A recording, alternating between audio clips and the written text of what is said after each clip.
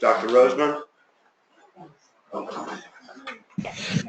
Okay, hey, you can use that for right now if you like. Yeah, that's great. So I think we'll go ahead and get started. Got a good number in the room, and I'm sure more folks will trickle in. And so I want to first announce Ryan is not here with us this morning. It's kind of exciting. His daughter was invited to go on a local news station to do a robotics presentation. So I don't know the details of it, but probably a sign of hopefully in the next number of years she'll be joining us with her interest in science and technology and be in our room and among our ranks. So I'm filling in for Ryan, which are incredibly big shoes to fill and challenging. So I think most folks know me. I'm Mike Mugavero. I'm in infectious diseases, work with the CFAR, work with the core, along with Sarah and Emily the last year of the training program. I've really enjoyed it. And really thrilled we have Dr. Erica Rosemond, who's Program Director of the Division of Clinical Innovation at NCATS, here to talk with us about navigating NIH resources. And I think the plan is we'll have the presentation, then have time for a moderated Q&A. We have microphones to circulate around the room. I really want to thank Dr. Rosemond for joining us this morning and look forward to your presentation. Okay, thank you. You guys are muted. So if I say, can you hear me, just give me a thumbs up or a thumbs down, okay? Or I guess you wouldn't be doing thumbs up. Anyways. So I'd like to thank Dr. Ryan Outman and Dr. Bob Kimberly for this kind invitation. I'm going to talk to you about navigating NIH resources because I've been told that you guys are mainly on being supported by training grants, and sometimes it's hard to understand how to get information from the NIH. So a little bit about me. I am a program director at NCATS, and I've been managing some of the Clinical Translational Science Awards programs, and they have institutional scholar awards as well as institutional training grants. So, but previous to joining NCATS, I've been at 2 other NIH institutes working in offices of research, training, and career development, managing pre-doctoral, postdoctoral, individual fellowships, and training grants. So I'm hoping that I can convey a lot of information to you. Okay, let me see. Okay, so a brief overview of the presentation. I'm hoping at the end of this presentation you should be able to understand how to navigate the NIH system, how to find a home for your research question, how to identify an appropriate program officer and know when to talk to them, understand which funding opportunity you may be ready for, how to navigate a funding opportunity, and how to find additional resources. So the NIH has a mission. It is to seek fundamental knowledge about the nature and behavior of living systems and the application of that knowledge to enhance health, lengthen life, and reduce illness and disability. So we invest over $30 billion annually for the American people, and we have a major positive impact on nearly all of our lives by improving health, fueling the U.S. economy, and creating jobs in our communities. So how does the NIH do that? Well, they have 27 institutes and centers with specific research agendas. And here they are here. And if you go to the website down here, you can get a description of what these institutes are all about. So these are all acronyms. There's a lot of acronyms at the NIH, but here's NCATS down here. And so we are one of the newest institutes or centers at the NIH. I used to be here at NIMH and NCI as well. And so NCI's focus is on cancer and NIMH is on mental health. So if you have a rough idea of what your research is about, say it's about a tumor, your first stop would be at this institute's webpage. So every single institute and center has a strategic plan. So this is the NCATS webpage here, and what I'm pointing to is the strategic plan. So what's a strategic plan? Basically, it's a mechanism to convey what the institute or center is really interested in investing in, what kind of research they support, where they want to go in the future, and that's really important because you know, you're starting out your career and you want to understand where the institutes and centers think that the research is going. So where do you start? So the Office of Extramural Research has a really nice number of resources that you can find on this web page here. So what I'm going to do is take you through it. Well, just 2 seconds. So this is a nice overview of the grant process. So you start here with your plan, right? You have a research question, you have something you're interested in, you talk about it to your mentors and your colleagues and so forth, and you develop a plan. Then the next step is to find an opportunity, and that's what I'm going to show you how to do. There's a lot of different options and a lot of different institutes, but some institutes don't always you know, support certain mechanisms or certain science, and so it's really useful to go through the web pages and the strategic plans and to talk to people. And then here you are, you're applying. So this whole process here could take anywhere from, I don't know, 3 months to 2 years, okay, for you to develop your idea, get ready, have some preliminary data possibly, and then you apply. So this is at 0 time point. So the application is received and it's referred to an institute or center at months 1 to 3. It does take some time for the applications to get distributed, and then your application is reviewed between months 4 to 8, and then the award is made between months 9 to 10.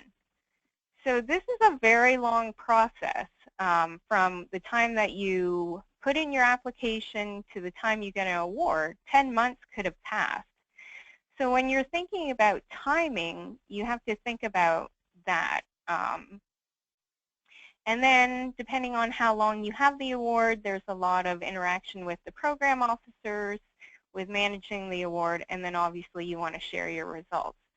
So I just wanted to go through that web page a little bit with you guys. So here's the planning icon here. And so if you click on that, there's a lot of information here that is really useful to start thinking about how you want to plan your application. A lot of different resources. Understanding the NIH, using the NIH Reporter.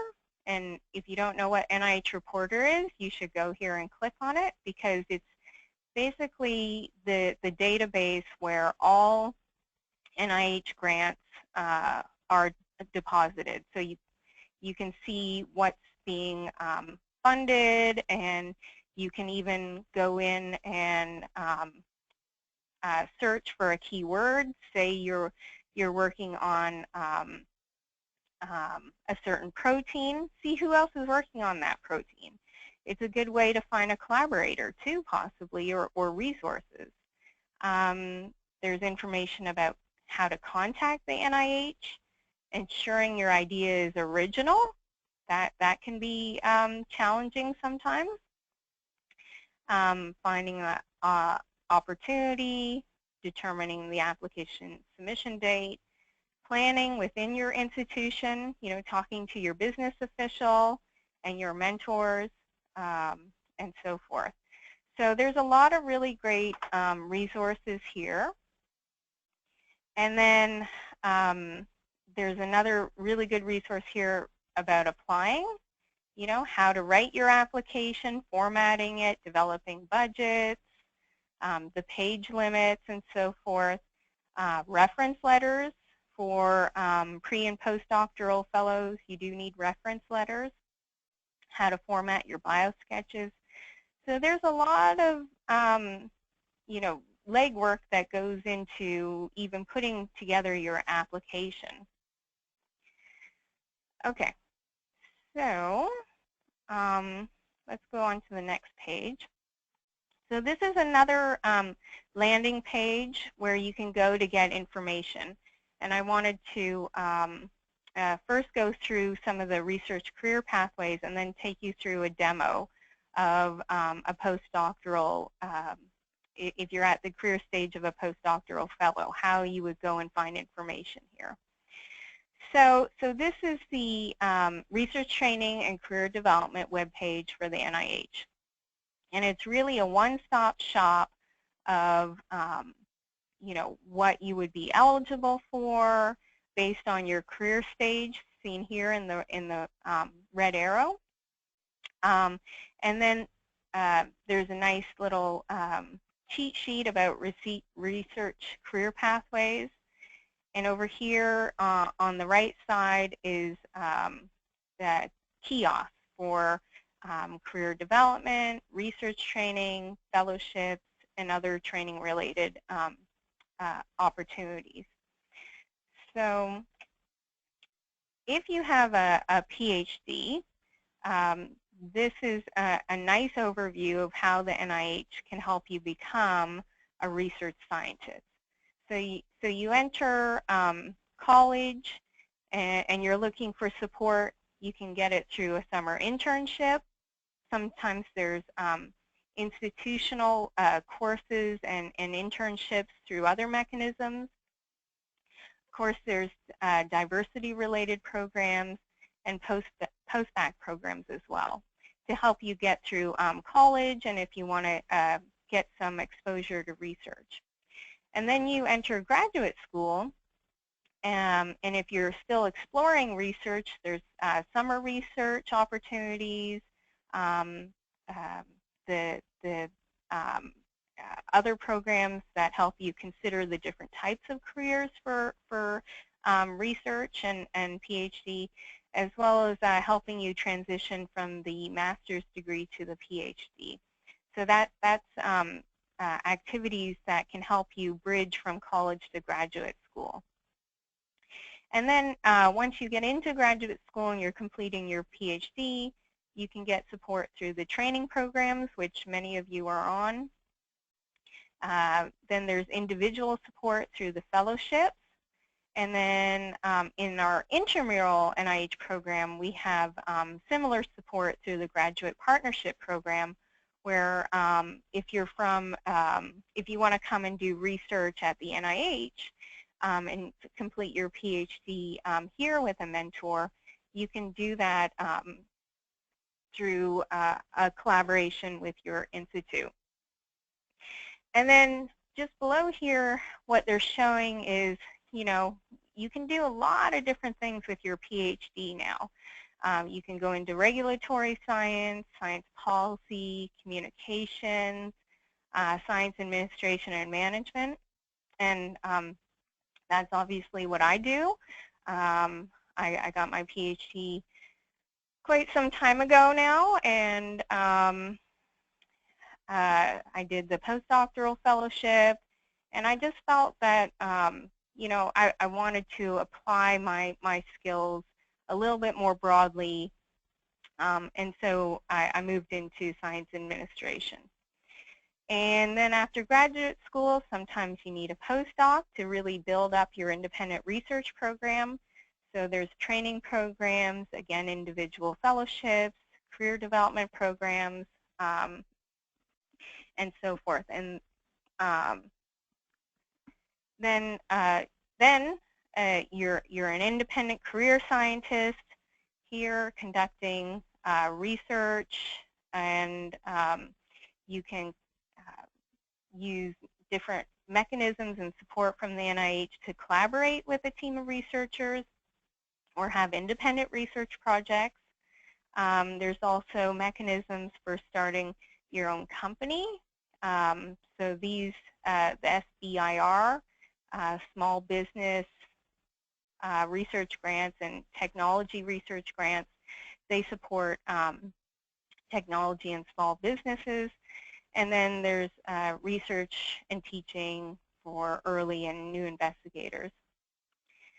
So, so that's how the NIH can help you become a research scientist.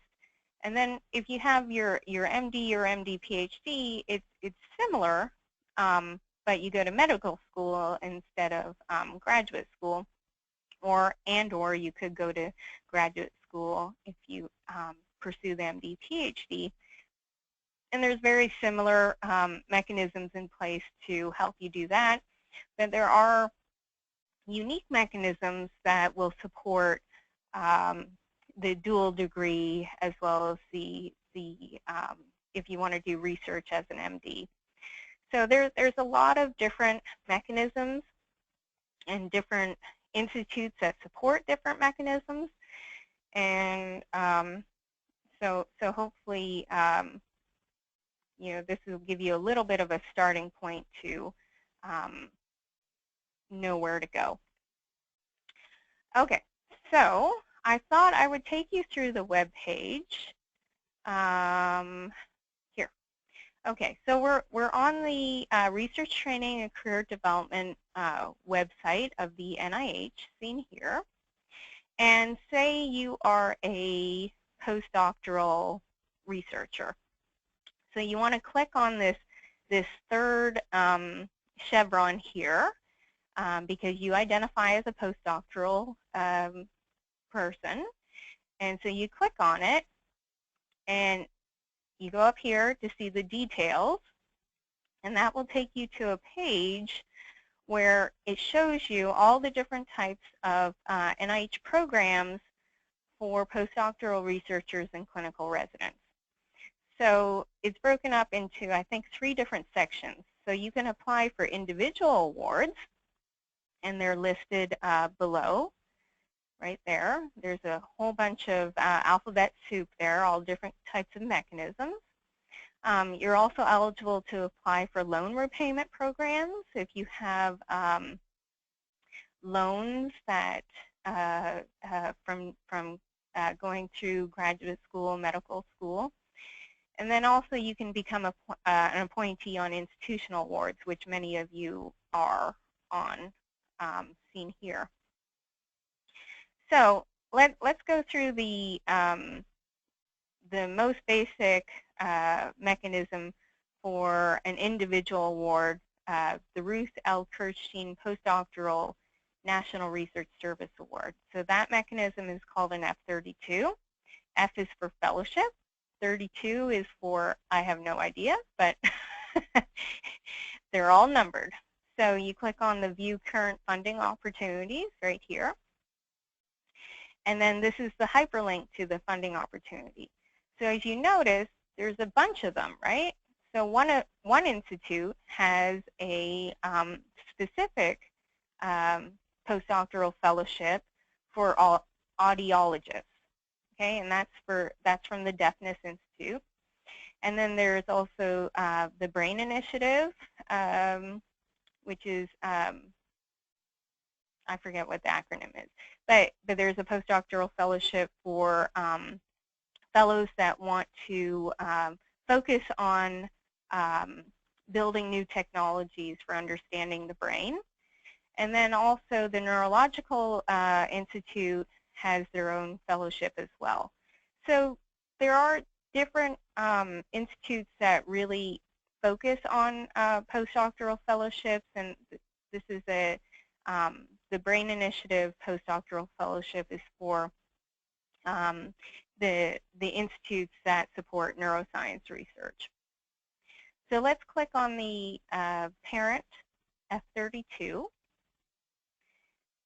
And so what you see here, and let me just increase it a little bit.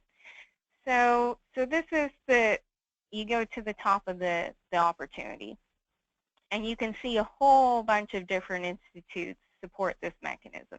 So that's really great. You know that probably you can find a home for your research in one of these institutes, right? So, and then as we scroll down, the purpose of the opportunity is here, is to enhance research training of promising postdoctoral candidates.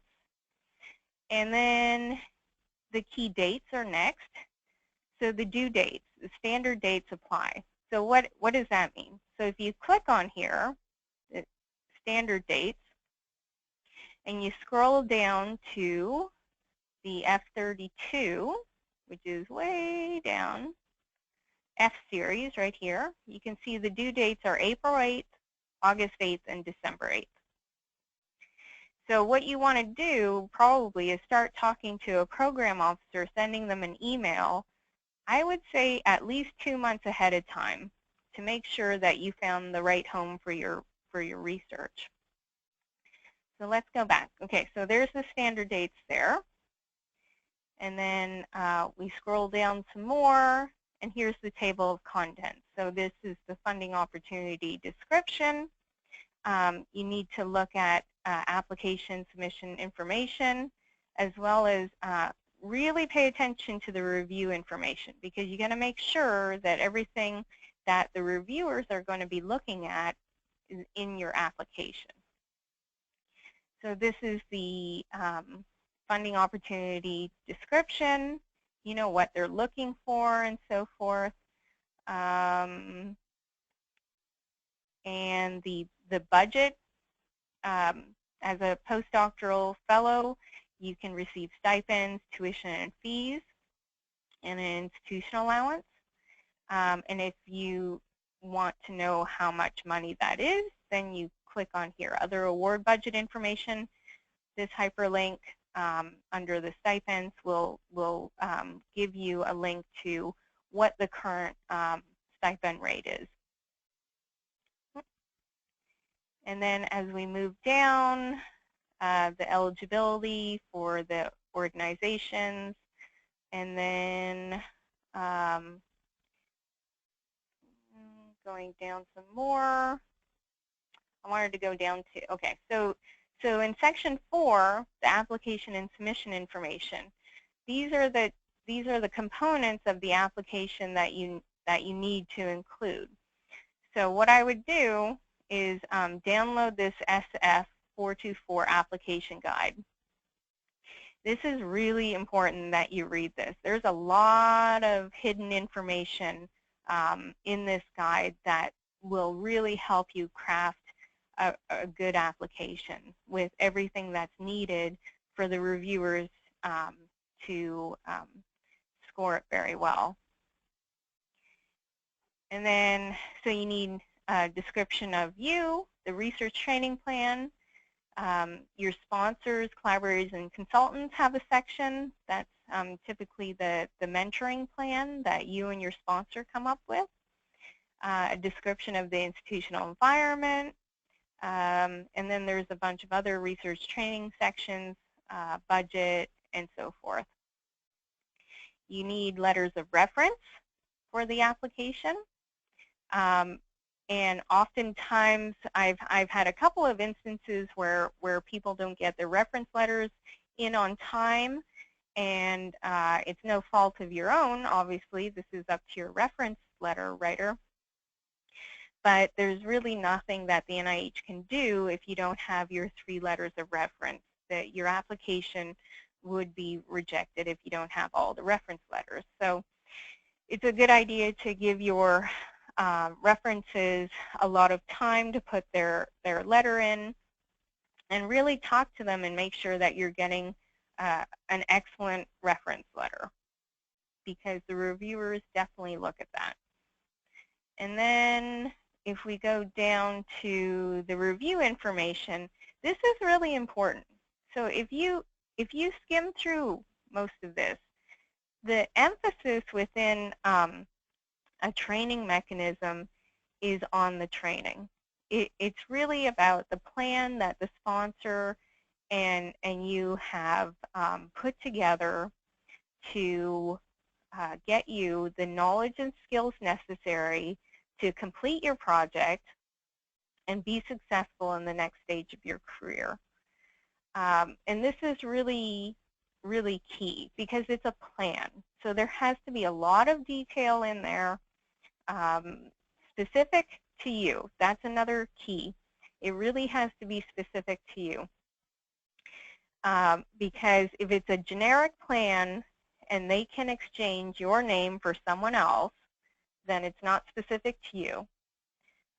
So what's really useful is to describe what kinds of skills and knowledge that you already have, what you want to do with your career, and then the plan kind of comes into play, how the sponsor or mentor is going to help you achieve your goals, and research goals and career goals.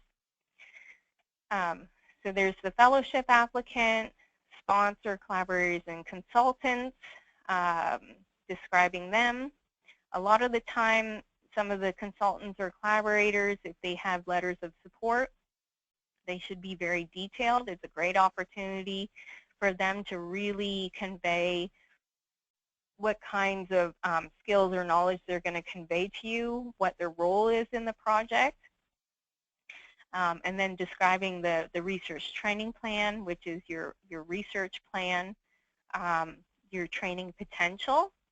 This is a really key component of the review, because as you get further along in your career development, your training potential, perceived training potential will decrease because you've already obtained a lot of skills and knowledge at that stage of your career. And so it's really important to talk to your mentor or sponsor and apply early in your research career when your training potential is perceived to be very high. And then you have to have a strong institutional environment, and obviously they have to have a commitment to training. So that takes us through a funding opportunity announcement in a nutshell. And then there's also an annotated funding opportunity announcement that you can find on this link. And it kind of goes through the same things that I was talking about, except it's for a research project grant, which is an R01. Okay, and then the NIH has loan repayment programs that I talked about. You can get up to $35,000 per year in educational loan repayment, depending on your debt level. You can have 2-year initial contracts, and there's 5 research areas as well. So this is a really great opportunity to help you stay in research. If you're doing clinical research, pediatric research, health disparities, contraception and infertility, and there's also a loan repayment program for clinical research for individuals from disadvantaged backgrounds. So I would really encourage you to look at this program as well. And of course, diversity is really important. It really matters. There's a growing body of research focused on the benefits of diversity. Teams comprised of people from a variety of different backgrounds and experiences really produce better and more innovative products and ideas than a homogeneous team. I really value the diversity that we have within our team, lots of different new ideas. So the NIH includes diversity as underrepresented racial and ethnic groups, people with disabilities, people from disadvantaged backgrounds, and then some mechanisms even focus on women in the biomedical workforce. And this is a notice of NIH's interest in diversity, and there's a lot of really excellent resources in these following links here for diversity-related NIH programs. Also, you should, I don't have time to go through the NIH review process, but there's online webinars. I was reviewing 8 ways to successfully navigate peer review and get a fellowship grant. There's a PowerPoint and there's a recorded presentation on this website, which is really great because then it really drives home the value of taking a look at that review criteria and making sure that you are being responsive to all the things that the reviewers are going to be looking for. And then there's also a number of other resources on this at the Center for Scientific Review. So a couple of tips. Ryan asked me to give you guys some tips about what I've seen over the years, kind of pitfalls and so forth. And some of the most successful people know exactly what they like to do and how they want to do it. And you only can do that if you have a plan. So develop milestones, but be realistic, and you have backup plans, right? So that backup plans means in your research, so you have alternatives to approaches. If something doesn't work, then you have a backup plan, you have a different approach to answer your question, but also in your career, right? You're getting a lot of different skills in the lab, not just research skills. You're getting project management, you're getting communication skills, you're getting writing skills. All of these things can be translated and transferred into different types of positions, be it administration, policy, communication, etc. Industry is really looking for people that have the research skills but can also communicate within a team. Secondly, I think finding great mentors is really important. Someone that has the knowledge or skills that you need to acquire to reach your goals. But ultimately, it's got to be someone that cares and is invested in your career development, that really has the time and commitment to talk to you on a regular basis, understand what you want to do, and can suggest things about how you can reach your goals. Third thing is understanding the research field and how your research fills a niche, answers a question, or advances the field. So I think you're all doing that with your research projects. I think you have to understand your short game. So what you want to do during your PhD or your postdoc, build your research skills, grant writing skills, communication, leadership, understanding technology and not being afraid to learn a new technology, new approaches to answering your research question, because research will move on. Technology will advance, and you need to be adaptable. And you can use a number of different grant funding opportunities for that. And then you want to think about your long game. You know, how do you want to develop your independent research program? How do you want to develop collaborations? Because I'm not seeing a lot of solo people being able to be successful without having some sort of collaborators. The science is getting way too complex, and not one single person will be able to know every single approach or area in a field. Understanding how to develop your mentoring skills and work within a team and leading a team. Taking those opportunities, even if it's starting up a policy group or something like that. Taking those opportunities to be lead on something is really important in your development. And then get educated about NIH funding opportunities, the individual institute's research priorities, and what's being funded using NIH Reporter. So the take-home messages that I'd like to convey to you is to become a well-informed consumer. Be your own best advocate. No one's going to hand you things. You really have to be aggressive. You have to know what you want to do and how to do it.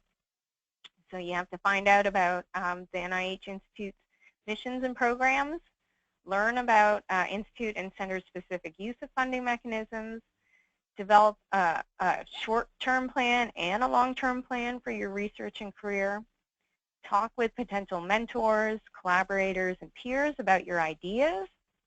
You know, having a diverse group of peers and collaborators, mentors, you get different ideas from them. It could be a different approach, a different way of looking at the question, some additive value. And then contact the appropriate program staff early in the process and often. When I was a program officer managing portfolio pre- and postdoctoral grants, I was on the phone probably 2 days out of the week with consulting with people interested in the funding opportunity, talking to them about their science, understanding whether the science actually fit at our institute or helping them find another home for it. And then take advantage of the many available resources at your disposal. So I have a list of additional resources here that you can look at. And with that, I am happy to take any questions.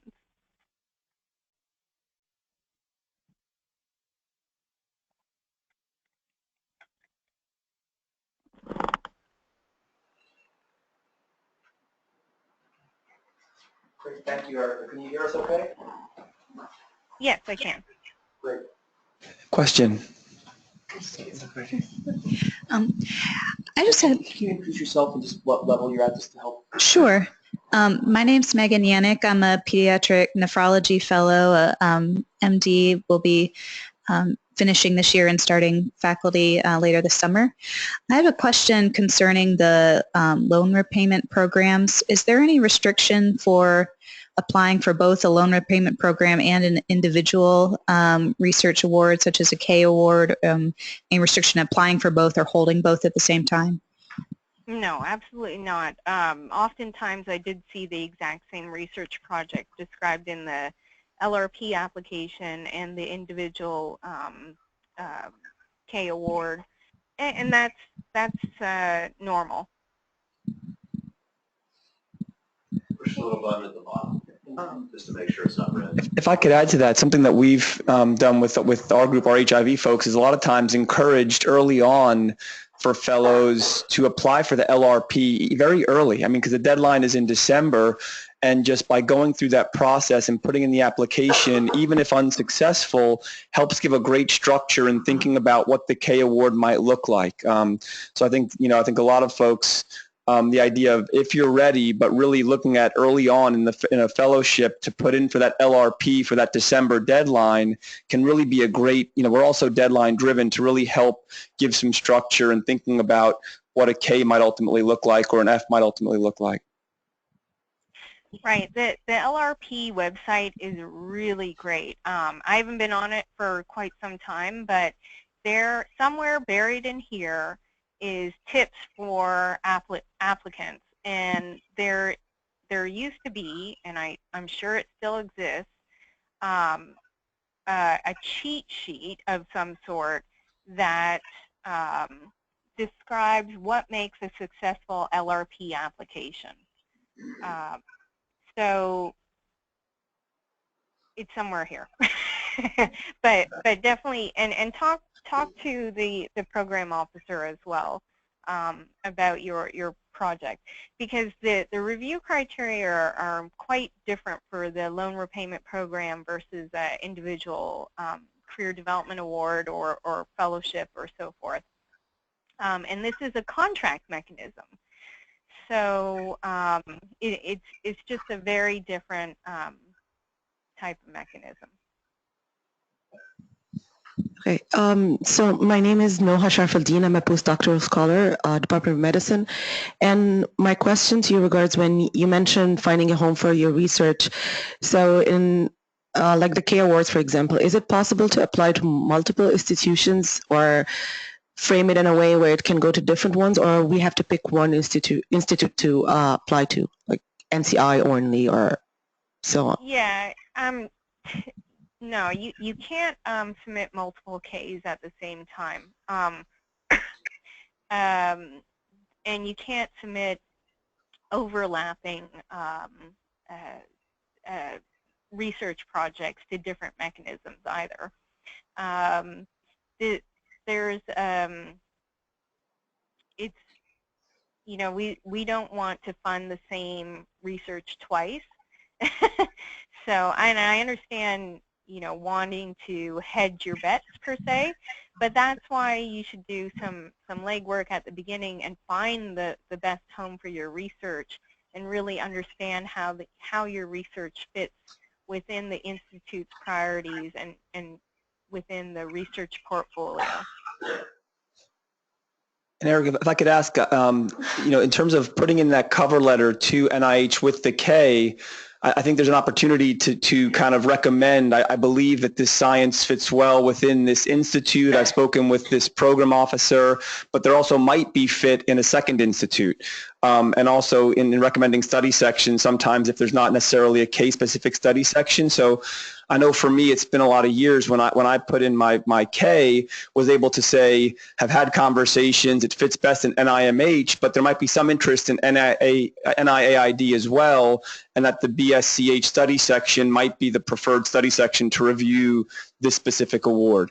Is that something that still can be done in the cover letter with the applications?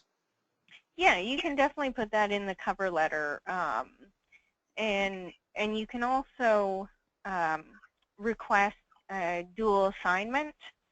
So you can you can ask CSR to assign you to, say, NIMH, but also have secondary assignment to another institute. So what happens there, and this is actually very rare, but I have seen it happen. Whereas the pay lines would be a little bit different between the institutes, and so you would be within the pay line of one but not the other. And so that would give you some opportunity to then be your best advocate and really, you know, understand that maybe you missed the pay line at one institute, but you might not have missed it at another one, and if they're interested in your project. Typically, I would do that.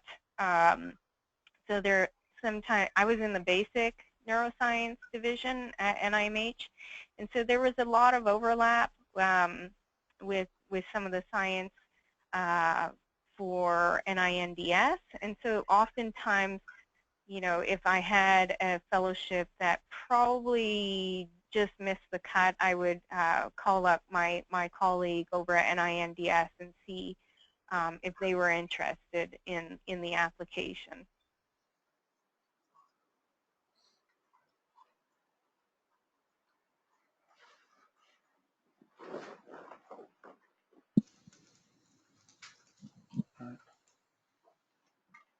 Okay.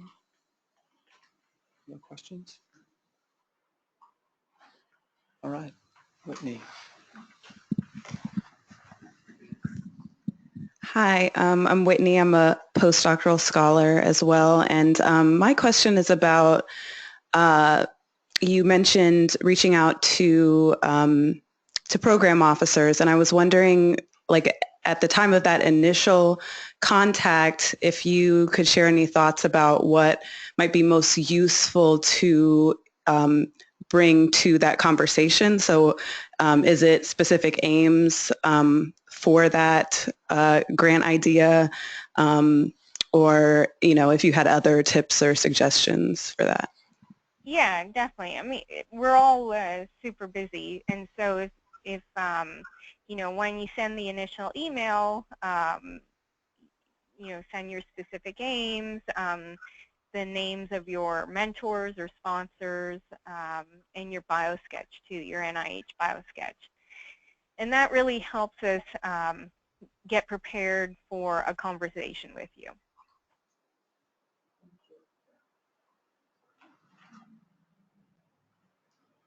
Anybody online? Is there anybody that's called in that's not with us in the room that might have questions? We've got a few folks who have called in.